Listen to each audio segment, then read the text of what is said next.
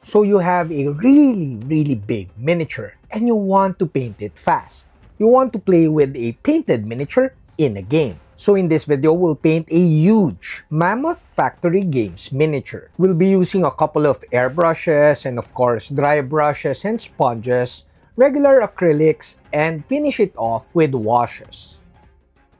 So watch as we turn this beautiful miniature into this.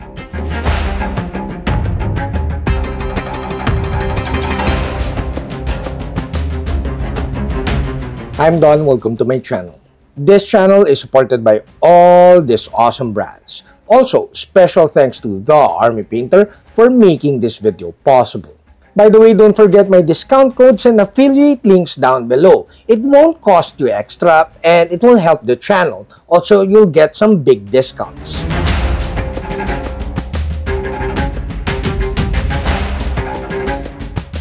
This huge dragon miniature is $1. I think you could get this for $1 in the recent Mammoth Factory Games Kickstarter. The STL comes in multiple pieces so that if you have a failed print, you only need to print a specific piece. And naturally, as this came in multiple pieces, we have to do a little bit of putty work. I'm using a UV curing putty and a silicone brush. Most of the pieces fit nicely together, but I had to do a little bit of putty work, especially on the wing parts. I also added putty in between the legs and the base for peace of mind. Now this $1 dragon is ready for painting.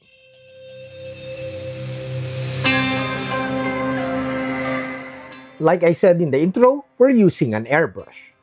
I usually do the priming with spray cans, but with this one, it's very detailed. I wanted to use the airbrush so that I could reach the tight spaces and paint it black really well. I thin primers 1:1 regardless of brand and apply them in multiple coats. After the priming with black primer, we paint with a very dark gray color. I'm using Ironclad Gray. This will serve as our transition color from the black primer. I painted this dark gray mostly from the top and a little bit on the side to give it a zenithal-ish look. I thin Warpaint's Fanatic 3 parts thinning sauce and 1 part paint. I airbrush the color in multiple thin coats. Force cure the paints in between coats with a hair dryer. Now we use Blanchberry from the John Blanche collection and paint it on the membranes of the wings. I also thin this 3 parts thinning sauce and 1 part paint. I'm using a 0.5 needle and I'm airbrushing at around 30 psi. Now as usual, I painted in multiple thin coats.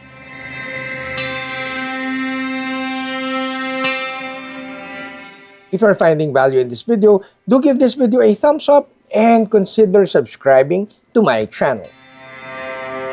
So since we're using a big airbrush, I have a lot of overspray. So I had to clean up some painting with a pen brush. This step is optional if you don't mind the overspray. Cleaning up the overspray with the pen brush is just around 10 minutes. Once you're happy with your cleanup, we proceed to painting the OSL. Since we want a really fast painting process and we don't really want to paint all of the nice details of this miniature, we need to add gimmick to the painting. And as usual, OSL painting is a really good gimmick to add interest to your basic painting. The source of the OSL is the mouth, but we apply the first color all around the areas near the mouth. Then, we airbrush a lighter color around the mouth and a little bit on the reflected areas.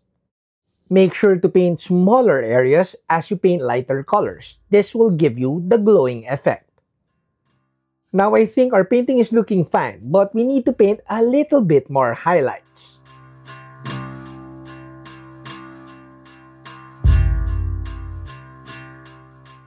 Layering towards the highlights, especially painting highlights, can be very time-consuming, especially with a miniature as detailed as this one. So to speed up the painting process, the layering, and the highlighting, we're using sponges. Sponges are awesome. They create a beautiful, like a stippled looking finish, and in my opinion, they look better, the texture and the finish, than dry brushing. Notice that for tighter areas, I'm using the smaller sponge. It's really up to you on how much highlighting or layering that you want to spend or commit in the painting of this miniature. But as you can see in the video, this Mammoth Factory Games miniature is practically painting itself. Mammoth Factory Games gives you the right amount of balance between very detailed and textured areas and negative spaces. Oh, by the way, I get this question a lot. Like the sponge, I'm using the same sponge for the different colors, but I'm washing it in between color changes. You simply have to put the sponge under running water and squeeze it as you clean up the paint, and then you have to dry it with a piece of towel. Even if you're not doing color changes, you have to wash the sponge occasionally because you don't want the paints to harden on the sponge. And whenever I finish painting with the sponge, I wash it under running water, but this time with soap. And then I rinse it well and then dry it with towel. So the makeup sponge will last long if you don't rub it on textured areas or surfaces. You simply dab it on the miniature so that you don't ruin the sponge. Once you're happy with your sponging, we move on to filtering.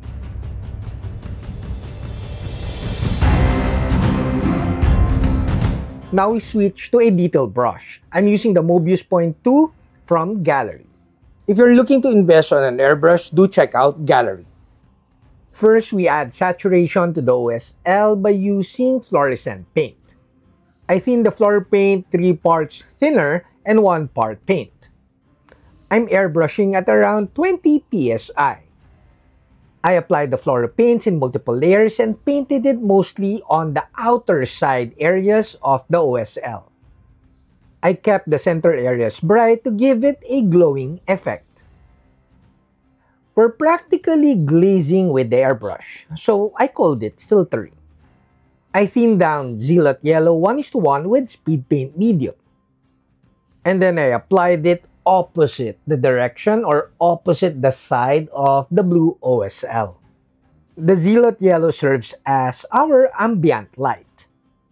Now I also used some other washes and painted all over the miniature, but since we're using a detail brush, I'm very selective where to paint these different colored washes. The washes complemented the sponging really well, and of course, it gave us more saturation. To finish off the painting, we paint a dark wash underneath the miniature. This is our generic shadow. With this one, I switched to my Swallowtail Gallery airbrush because I don't need much control. I just need to position the model so that I'll be painting mostly the undersides. Now, before my final thoughts, a huge thanks to all my patrons at Patreon, Hajime Model Studio, and of course, The Army Painter for making this video possible. Now, I'm pretty happy with the results, especially with the amount of time I spent in the painting of this huge Mammoth Factory miniature. I'll put the link below if you want to get this $1 dragon miniature from Mammoth Factory Games ongoing Kickstarter. Now, of course, if you have the time and you want to paint this miniature at a higher level painting, you could simply paint more details.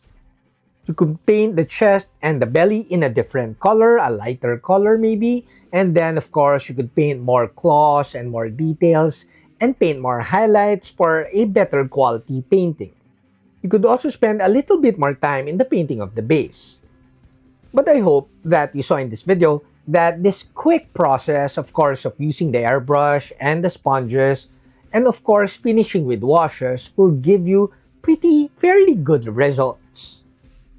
Also, by adding a sort of gimmick to your painting, like an OSL, even though there's no flame in the sculpt or the miniature, we force the OSL that is coming from the mouth to give interest to the painting because the painting is too basic. Now you might be asking, can you pull off a really quick painting without the airbrush? Of course you can. But painting with the airbrush is the most efficient way of painting, especially really big miniatures. That's it, Pansit. I hope you liked this video. Don't forget to comment, like, subscribe, and all that stuff. Until next video, guys. Bye! If you like this video, you might want to check out these other videos.